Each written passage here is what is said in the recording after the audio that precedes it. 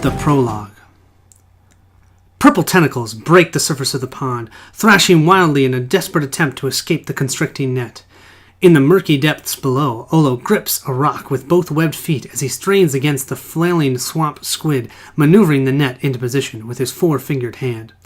Just as the pan-sized eye of the squid comes into view, Olo thrusts forward with his fishing spear, piercing the black pupil and driving the spear deep into the creature's brain.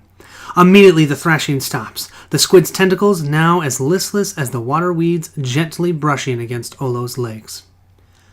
Clambering up a muddy embankment, Olo drags the horse-sized Leviathan ashore. His speckled green skin glistens in the dappled afternoon light, the water sliding off in beads. Olo smiles, wide lips stretching across his frog-like face. It is a good catch, he thinks. His customers will be pleased. Bringing a swamp squid in before it discharges its ink sac takes great skill, and the full gland will fetch him better trades with the local bone grinder. Everyone will be satisfied.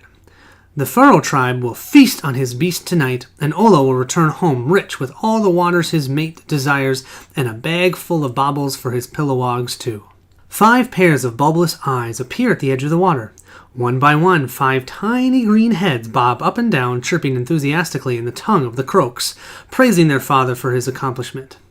Olo's vocal sac expands proudly, filling the air before he warbles in affectionate reply. What fine boys, he thinks. Swift swimmers and strong as tadpoles could be. Soon they'll be hopping around on all fours, ready to join Olo and his beloved Burrita in the treetop nest they built together. Despite its name, Widower's Wood is a good home, far from fighting that plagued the native Shattered Spine Islands, and just wild enough that it only rarely sees the wayward human from the nearby city of Corvus. Here, Olo can raise his boys, and one day this lonely pond with one small nest might be a village. Atop a flat rock, Olo slices off the squid's tentacles with a sharp obsidian blade and packs them tightly into a large burlap bag. Cutting through the tough hide protecting the great mollusk's organs, he reaches within its body cavity to carefully extract the full ink sac, which he gently places in a padded oilskin pouch he can carry around his neck. Seeing him about to depart, Burrita calls from the window high up in the nest of woven sticks and rope, urging him to return quickly. Dinner will be waiting. He hoists the heavy bag of squid meat over his shoulder and waves back to his beloved before setting off to peddle his catch. He goes with nothing less than a spring in his step and a whistle in his wide, froggy lips. Olo tightens the grip of his knife as the sound grows near.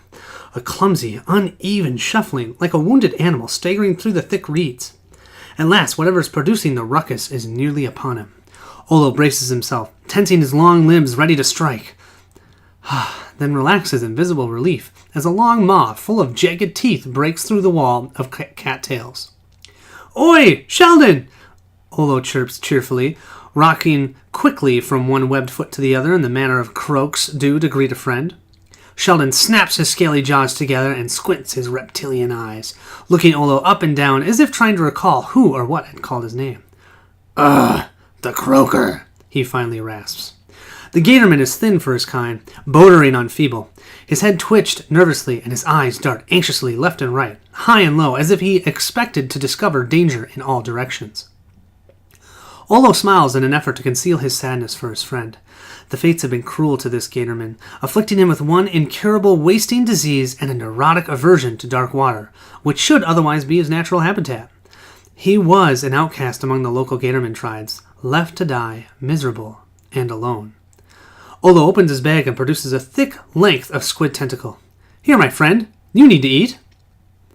Despite his own maladies, the gatorman is skilled in the natural cures and remedies of the region, which he spends his day rooting for.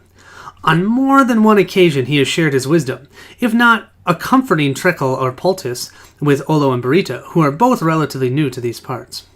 Most of the region's non-gatorman enclaves are exclusive and want nothing to do with sickly creatures.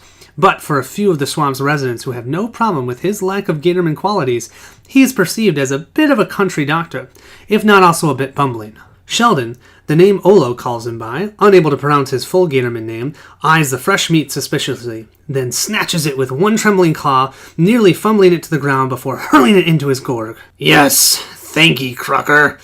You're a right mate," the words grind from his quivering gullet. Olo offers him more of the squid meat, but Sheldon holds up one claw. Olo puts it away.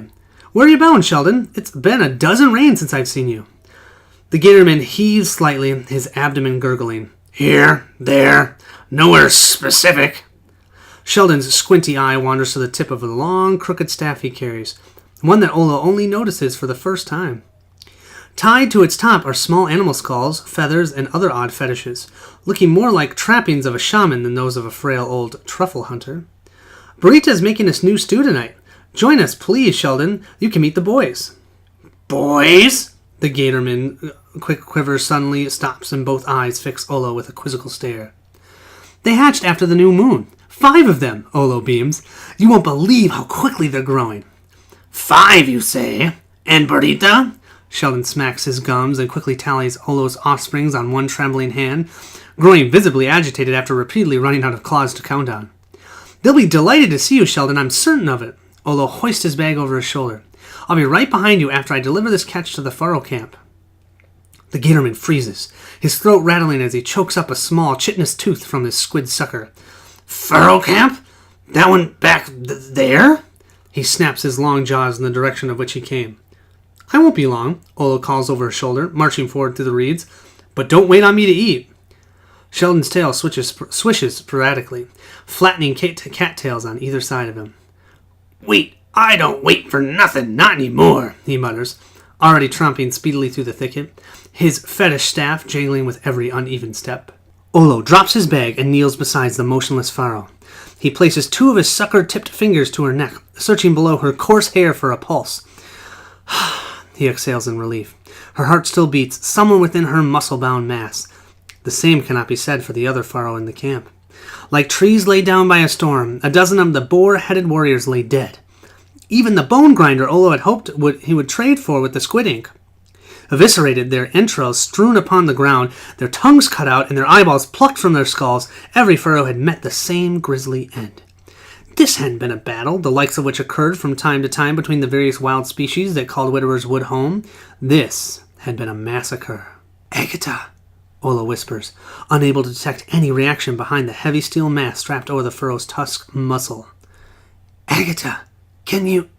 Before he can finish, a metal-shod hand shoots past the loose skin of his vocal sac and clamps vice-like around his esophagus.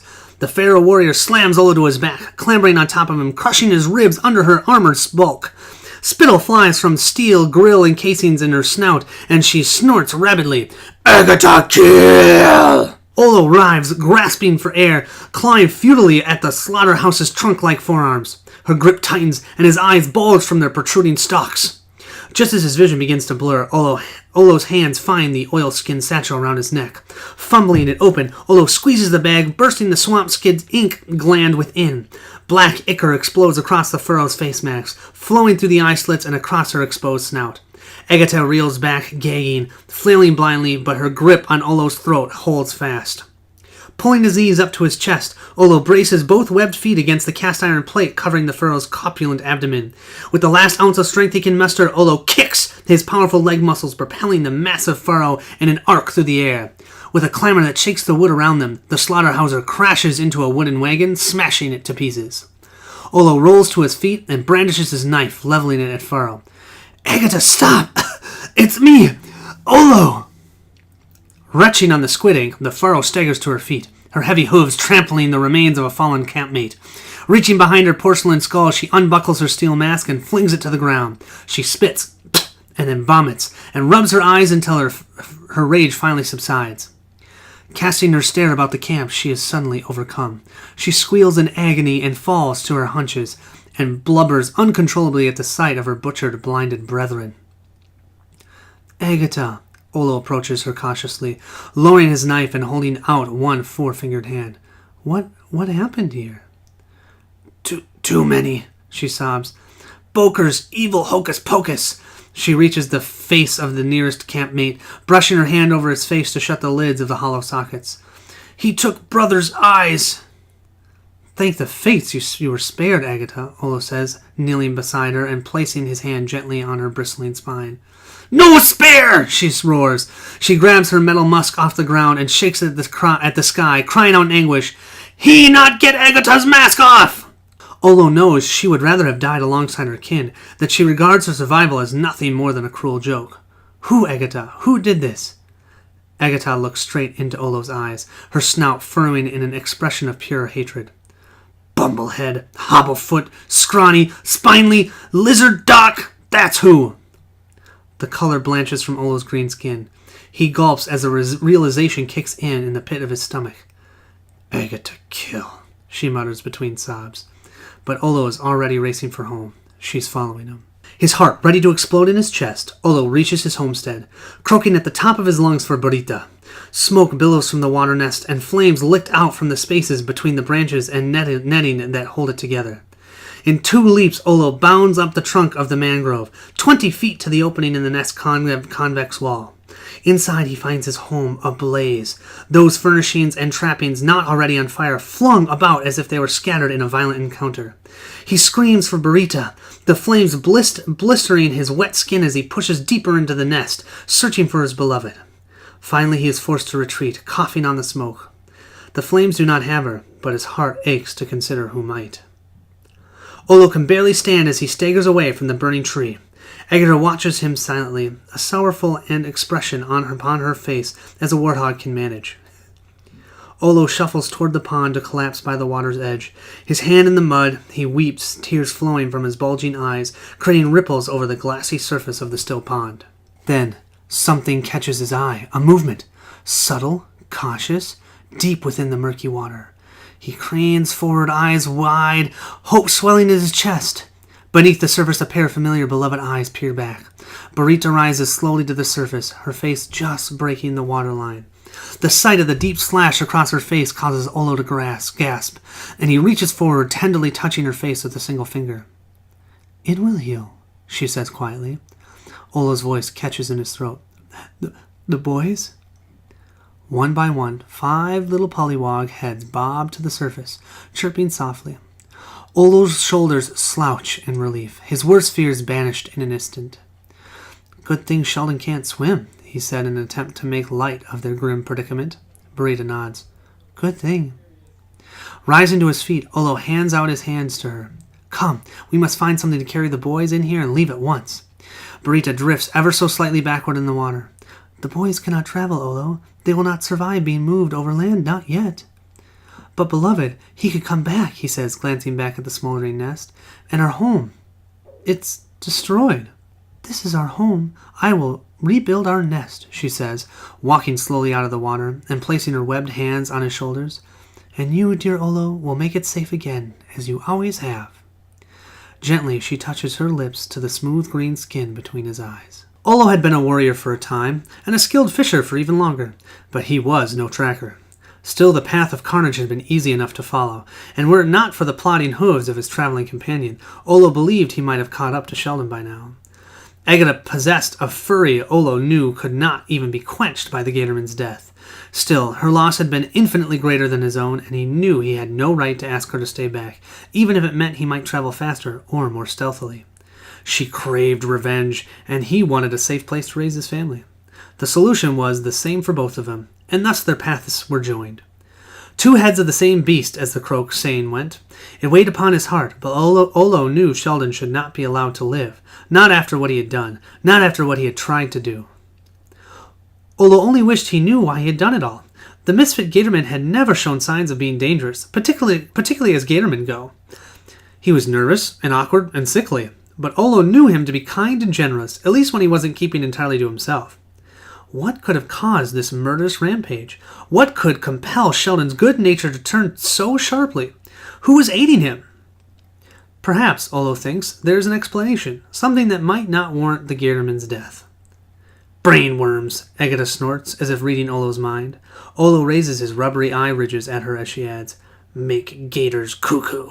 Olo shrugs, finding fatigue to stay alert as dusk falls over the marshy wood.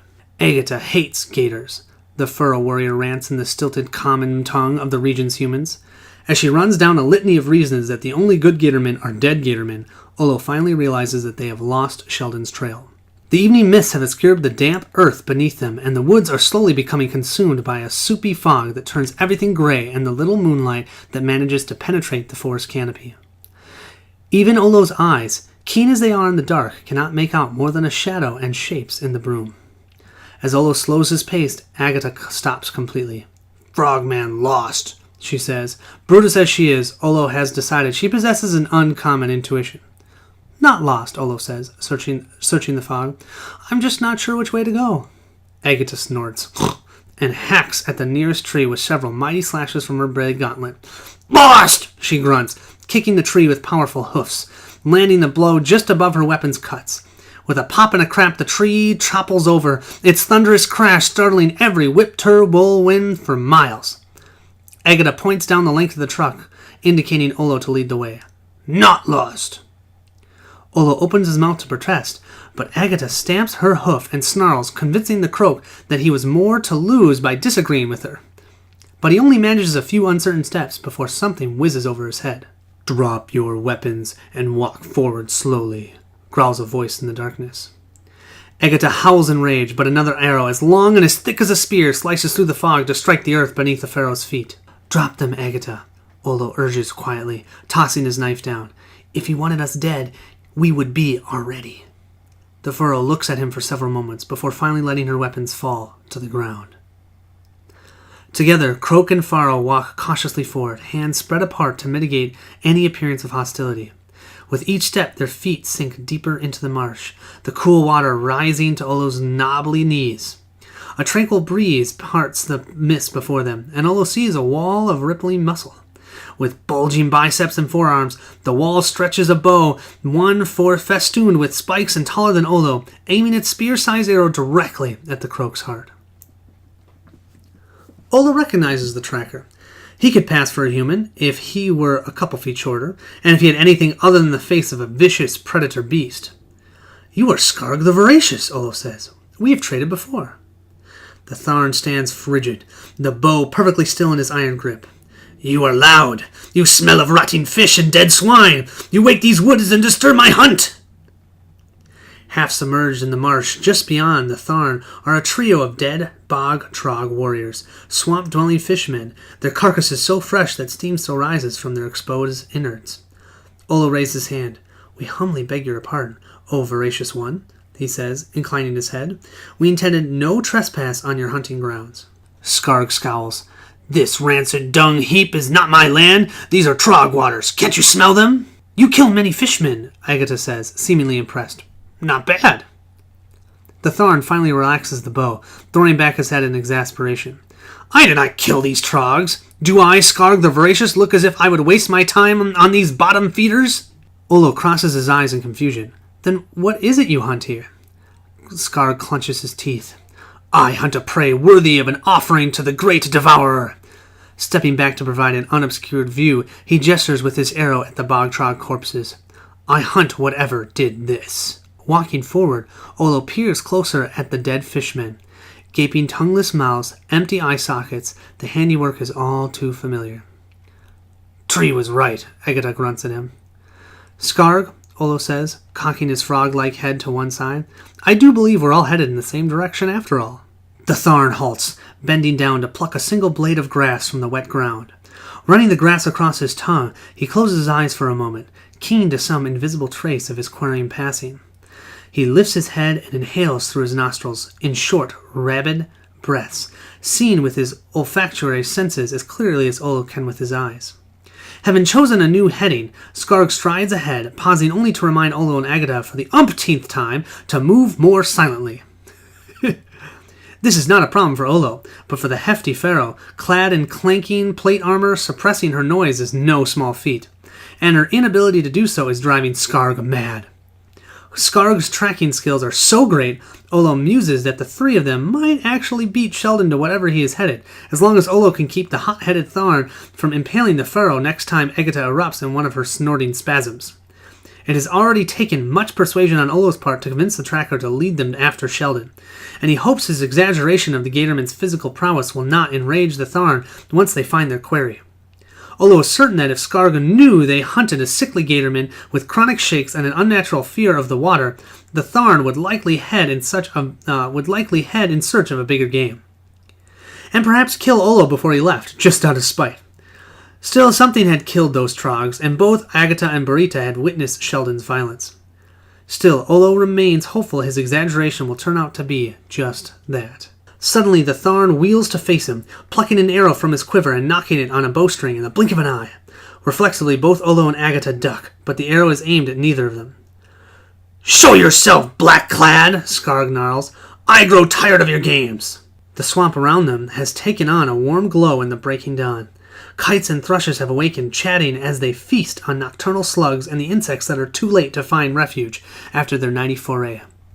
Only a moment that Skarg reacts does Olo realize those familiar sounds of morning in the swamp have gone eerily silent. How long ago did this happen? Olo had no idea. Searching the trail behind him, Olo retches as a twisted mangrove trunk takes on the form of a cloaked man, his face shrouded by a cavernous hood pulled over his head. Slowly the man approaches on a palm held before him in a gesture of peace. "Save your arrow, hunter," the man says flatly. "I am Vasquez the Knot Keeper, and we are both servants of the worm." "That does not make us allies," growls Skarg, holding his bow steady. "True," the man replies. "A member of the Druidic cult circle Ouroboros," Olo surmises. Skarg called him a black-clad, which Olo knows means he is frighteningly powerful and mystic. "But the query you seek does make us allies." Olo stands, motioning the Skarg to lower his weapon. He turns to the black-clad, confused. "Forgive me, but what care does the circle have for a bunch of scattered swamp dwellers? We barely notice each other here most of the time anyway." The druid tucks his hands into his voluminous sleeves, and Olo would swear that he raises off the very ground, if only he could see the black-clad's feet beneath his long, dark robes. "A powerful force grows within these woods. This new witch doctor threatens to upset the natural order if he is not eliminated quickly.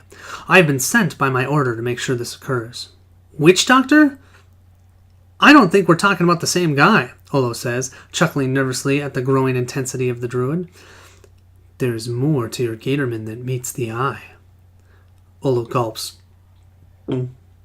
His vocal sac undulating quickly, a trait he hates in himself for unmistakably ways it advertises his fear.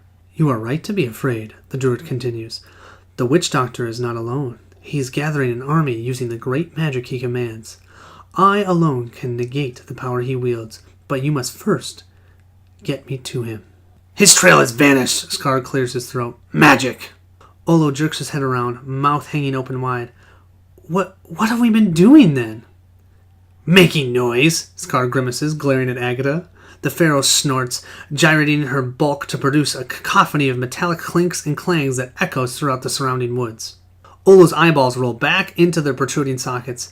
He has little hope the eclectic band of companions he has gathered might survive in the face of mounting danger. But he knows Sheldon must be stopped, and he knows success will be much more likely with the company than on his own. Scanning the area around them, clear now in the growing light, he spots a particularly massive mangrove tree towering over surrounding foliage. "I know this place," he says, striding off in the direction of the tree. "Follow me." Chapter 1. It takes a village. "So what is your plan exactly?" Vasquez asks Olo. His voice sounds hollow and ethereal, like an echo emanating from the darkness of the druid's hood.